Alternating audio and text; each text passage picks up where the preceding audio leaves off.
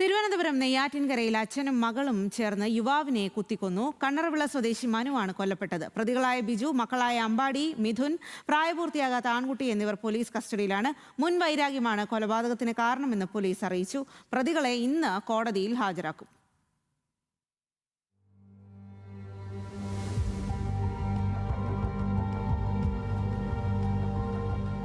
ഇന്നലെ രാത്രി 10:30 നാടിനെ നടുക്കിയ കൊലപാതകം. മരിച്ച മനു, പ്രതികളായ അമ്പാടി, മിഥുൻ എന്നിവർ തമ്മിൽ നേരത്തെ വൈരാഗ്യമുണ്ടായിരുന്നതായി പോലീസ് പറയുന്നു.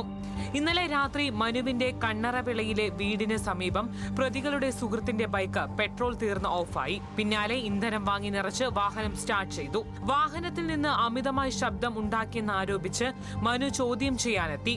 ഈ തർക്കമാണ് സംഘർഷത്തിലേക്കും കൊലപാതകത്തിലേക്കും നയിച്ചത്. അമ്പാടിയും 17 വയസ്സുകാരനും ചേർന്നാണ് മനുവിനെ കത്തികൊണ്ട് കുത്തിയതെന്ന് പോലീസ് പറയുന്നു. പിതാവ് ബിജുവും മിഥുനും കൊലപാതകത്തിന് സഹായം നൽകി. പിന്നാലെ ആശുപത്രിയിലെത്തിയ ഇരു സംഘങ്ങളും അവിടെയും ഏറ്റുമുട്ടി. ഇവിടെ വെച്ചാണ് പ്രതികളെ പോലീസ് കസ്റ്റഡിയിലെടുത്തത്. നിലവിൽ 4 പ്രതികളെയും പോലീസ് ചോദ്യം ചെയ്യുകയാണ്. നെയ്യാറ്റിൻകര ജനറൽ ആശുപത്രി മോർച്ചറിയിലുള്ള മനുവിന്റെ മൃതദേഹം പോസ്റ്റ്മോർട്ടത്തിന് ശേഷം ബന്ധുക്കൾക്ക് വിട്ടുനൽകും. ന്യൂസ് മലയാളം, തിരുവനന്തപുരം.